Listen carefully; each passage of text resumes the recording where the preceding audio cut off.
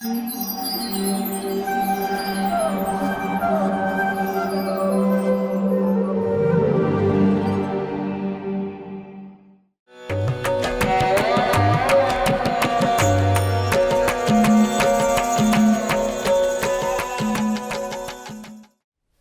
कृष्णा।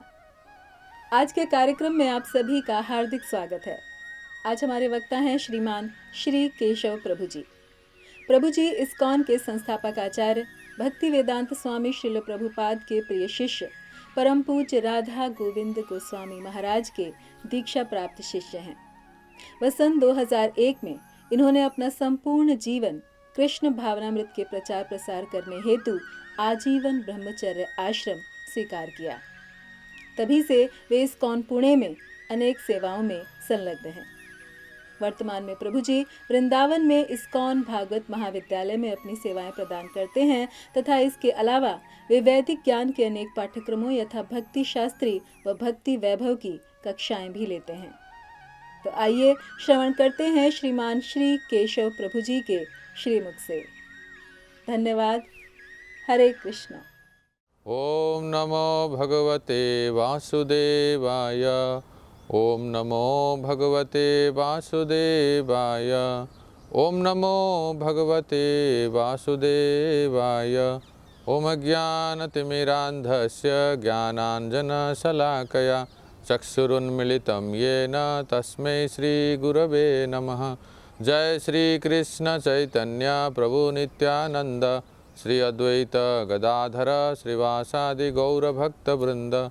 हरे कृष्णा कृष्ण कृष्ण हरे हरे, हरे राम राम राम हरे हरे।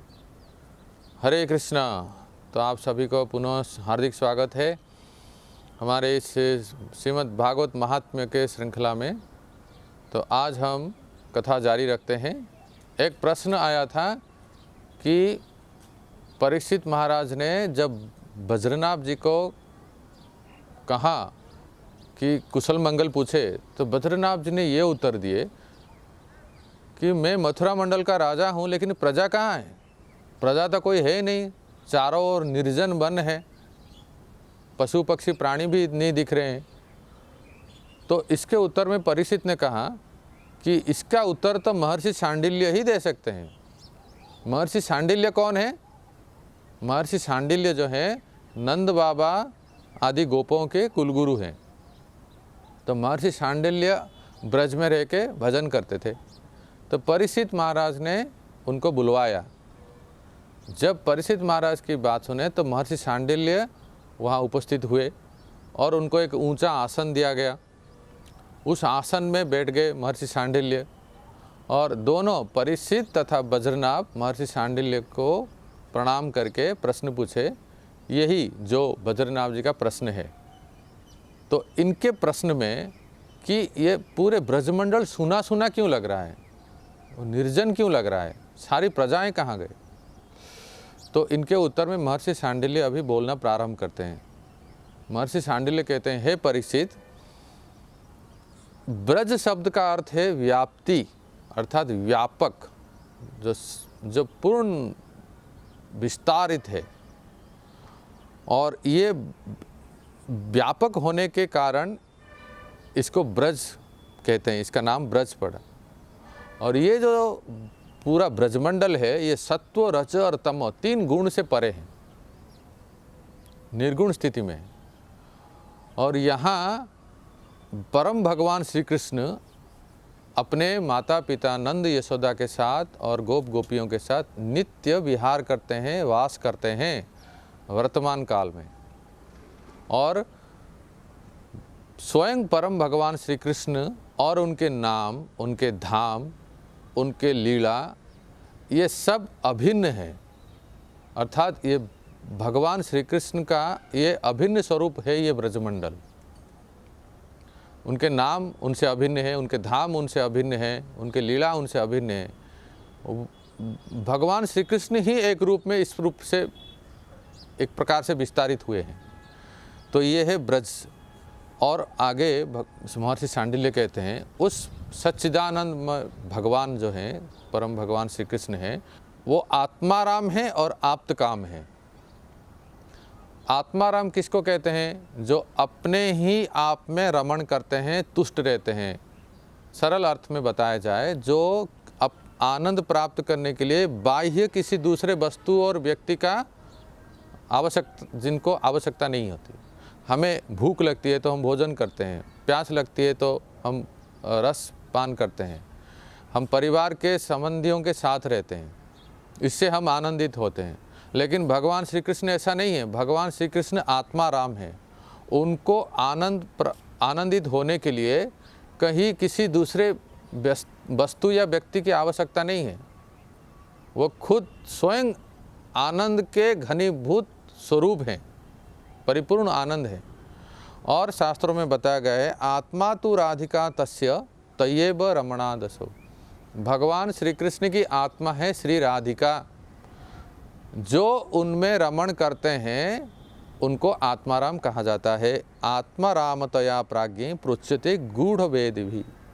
विद्वानों ने, रसिक जनों ने ये कहा है कि भगवान श्री कृष्ण की आत्मा राधा है। क्योंकि भगवान श्री कृष्ण राधा में रमण करते हैं, इसलिए उनका एक नाम है राधा रमण। इसलिए उनको कहते हैं आत्माराम, जो कोई साधारण जीव के पक्ष में संभव नहीं है। हमारा शरीर और आत्मा अलग है, लेकिन भगवान श्री कृष्ण के शरीर और आत्मा में अंतर नहीं है।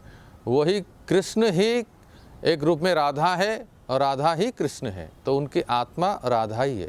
इस तरह से वो अपने राधा के साथ रमण करते हैं, अपने आप के साथ रमण करते हैं, इसलिए उनको कहते हैं आत्माराम। और आप्तकाम, आप्तकाम का अर्थ है जिनकी कोई कामना नहीं है।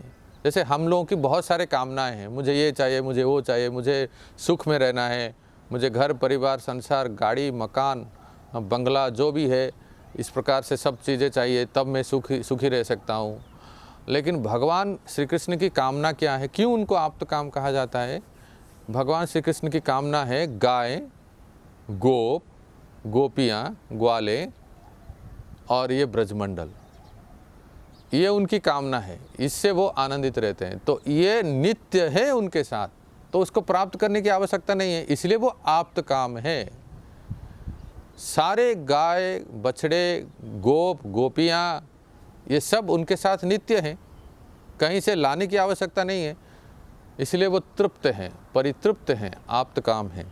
तो ये भगवान श्री कृष्ण के दो गुण महर्षि शांडिल्य ने परीक्षित और बज्रनाभ को बताए। अब आगे बताते हैं महर्षि शांडिल्य। देखो परीक्षित, भगवान के दो लीलाएं होती हैं, एक है वास्तवी, दूसरा है व्यावहारिकी। वास्तवी और व्यावहारिकी। तो वास्तवी लीला क्या है और व्यावहारिक लीला क्या है, हम देखेंगे। वास्तवी लीला वो है जो स्वसंवेद्य है।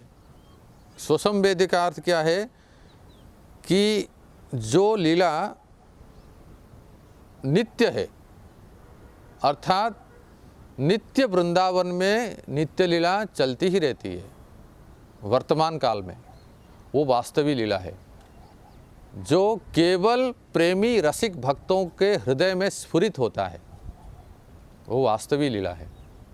और दूसरा है व्यावहारिक लीला। व्यावहारिक लीला क्या है कि जो जीवों के सामने भगवान अपने परिकरों के साथ प्रकट होते हैं और यहाँ तरह तरह के लीलाएं करते हैं, जो ग्रंथ में रचित है, जिन लीलाओं का ग्रंथ में रचना हुआ है, संकलित हुआ है, उसको व्यावहारिक लीला कहते हैं। तो इसमें एक हमें ध्यान देने लायक बात है, वास्तवी लीला के बिना व्यावहारिक लीला संभव नहीं है।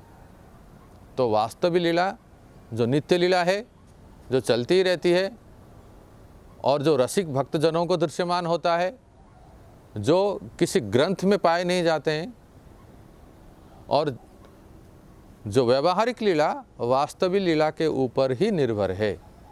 जो वास्तवी लीला होती है वही इस भूमंडल में जब भगवान आते हैं तो व्यावहारिक लीला होती है। तो महर्षि शांडिल्य कहते हैं कि तुम दोनों, अर्थात परीक्षित और बज्रनाभ, तुम दोनों जिन लीलाओं का दर्शन कर रहे हैं या कर रहे थे अभी तक इस भूमंडल में स्वर्ग में या जहाँ भी भगवान श्री कृष्ण लीलाएं किए अपने परिकरों के साथ, उस सब को व्यावहारिक लीला कहते हैं। और अभी इस मथुरा पृथ्वी पर जो मथुरा मंडल है, जो ब्रजमंडल है, उस ब्रजमंडल में जो लीलाएं हो रही है वो है वास्तविक लीला। अर्थात ये जो ब्रजभूमि है वो नित्य है, और जिसमें भगवान की यह वास्तविक लीला गुप्त रूप से चलती है। फिर से मैं कह रहा हूँ, वर्तमान काल में वो कभी कभी किसी प्रेमपूर्ण हृदय वाले रसिक भक्तजनों को दृश्यमान होती है, वो सबको दृश्यमान नहीं होता है। 28वें चतुर्युग के द्वापर में जब परम भगवान श्री कृष्ण इस धरती पे आए, विशेष करके मथुरा मंडल में, ब्रजमंडल में जो लीलाएं किए, हे परिचित, हे बज्रनाभ, जिनको तुम लोगों ने भले चाहे देखा हो या सुना हो, वो सब व्यावहारिक ही लीला है।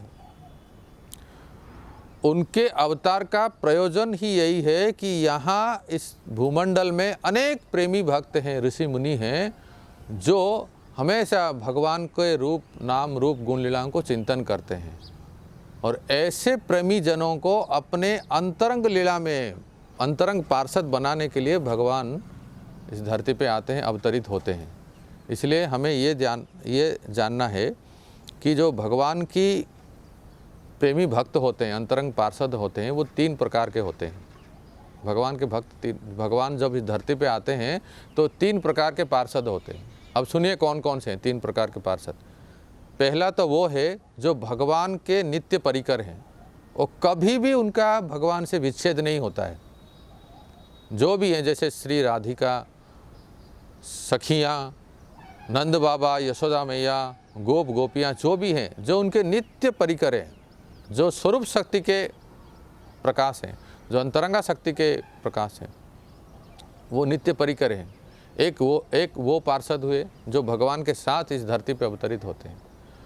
अच्छा, और दूसरे हुए कि इस संसार में, भूमंडल में, इस मर्त्यलोक में जो अपना चित्त को शुद्ध करके भगवान के प्रति अनुराग, प्रेम, भक्ति को बढ़ाए हैं और भगवान के लीलाओं को स्मरण करते हैं, वैसे अंतरंग लीलाओं में जो प्रवेश करने के लिए उपयुक्त हैं, ऐसे परिजनों को भी अपने लीला में वो सम्मिलित करते हैं। ये भगवान के दूसरे प्रकार के पार्षद हैं। सरल भाषा में कहा जाए, जो इस धरती पे, पृथ्वी में भजन करके, भक्ति करके, अपने चित्त को शुद्ध करके भगवान के लीला में प्रवेश करने के लिए उपयुक्त हुए हैं, उनको भी वो अपने लीला में ले लेते हैं। ये दूसरे प्रकार के पार्षद हैं।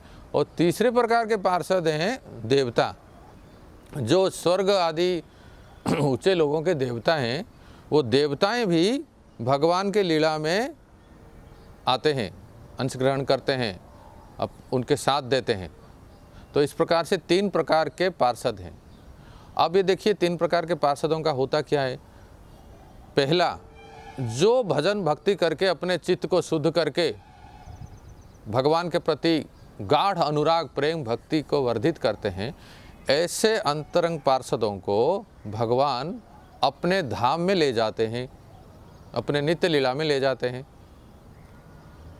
और दूसरा, जो देवताएं होते हैं, जो देवताएं हैं, जो भगवान के साथ लीला करने के लिए आते हैं और यहाँ ब्रजमंडल, मथुरा, द्वारिका आदि लीलाओं में वो प्रवेश करते हैं, तो ऐसे जो लोग हैं, ऐसे देवता हैं, वो देवता भगवान के लीला समापन होने के बाद अपने अपने लोक में चले जाते हैं और अपने अपने सेवाएं करते हैं। जो भी इंद्र, चंद्र, वरुण, जो भी देवताएं भगवान के लीला में आते हैं, तो ये दूसरे कैटेगरी के हो गए, जो कि अपने अपने लोक में चले जाते हैं। अब बच्चे तीसरे जो है भगवान के नित्य पार्षद हैं, अंतरंग पार्षद हैं, जो कभी भी भगवान से विच्छेद नहीं होते हैं।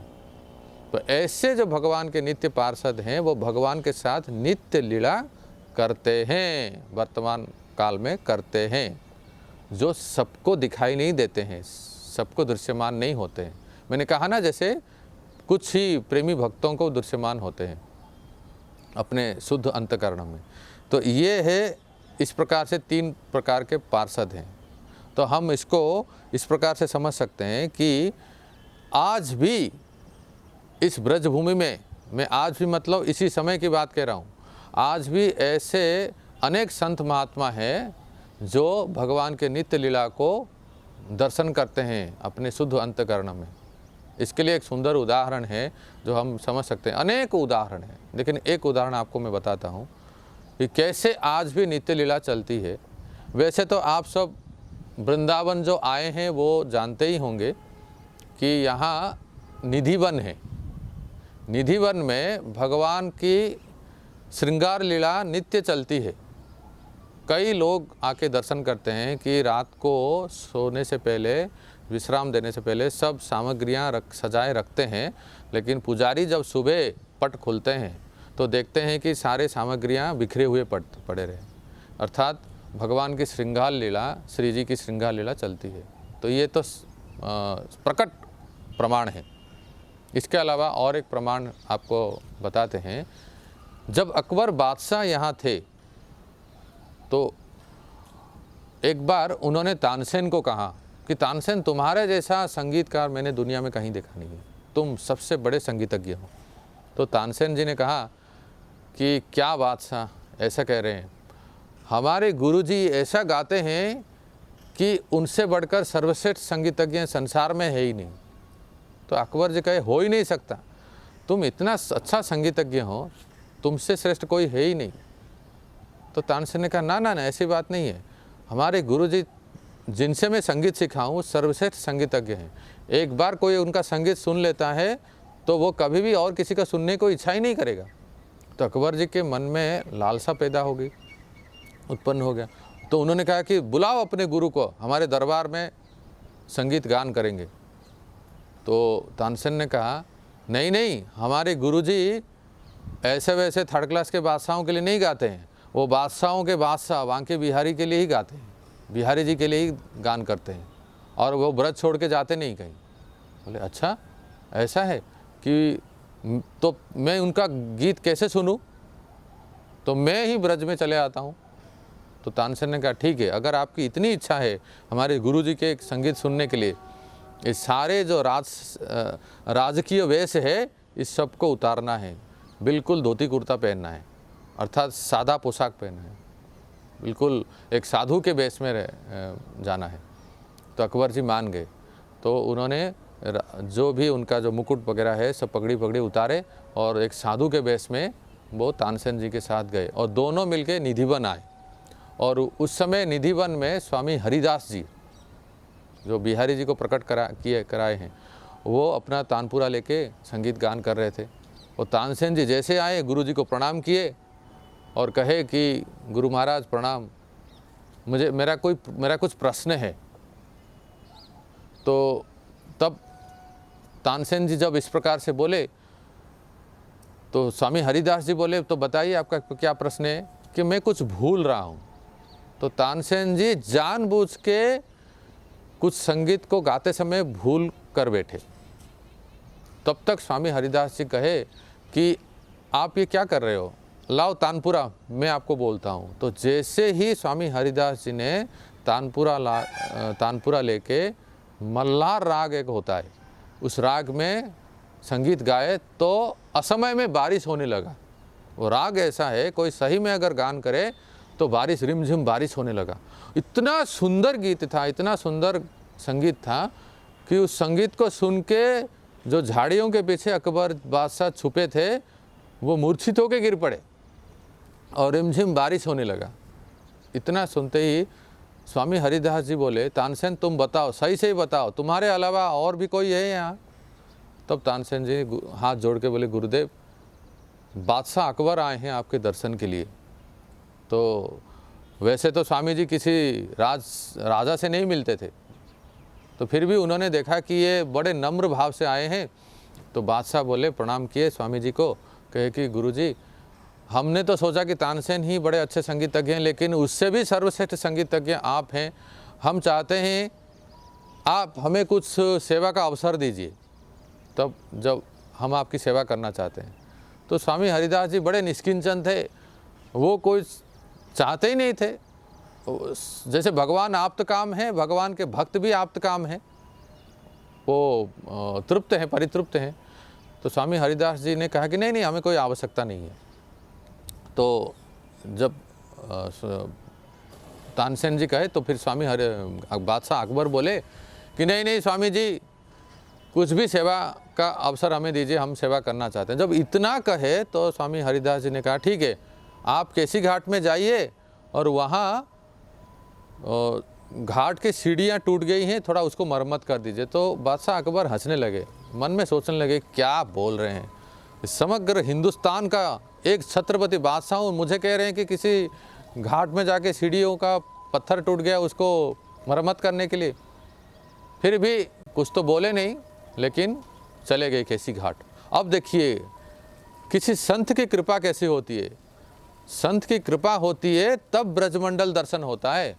तो स्वामी हरिदास जी की कृपा से अकबर जैसे बादशाह नीच व्यक्ति को भी समग्र ब्रजमंडल, असली ब्रजमंडल दर्शन हो गया। और उन्होंने देखा कि केसी घाट के जो सीढ़ियाँ हैं, ऐसे ऐसे रत्नों से, ऐसे ऐसे हीरा और ऐसे ऐसे माणिक्य से बना हुआ है कि पूरे हिंदुस्तान को भी अगर बेच ले तो एक पत्थर भी वो खरीद नहीं सकते, ऐसे मणियों से वो घाट बना हुआ है।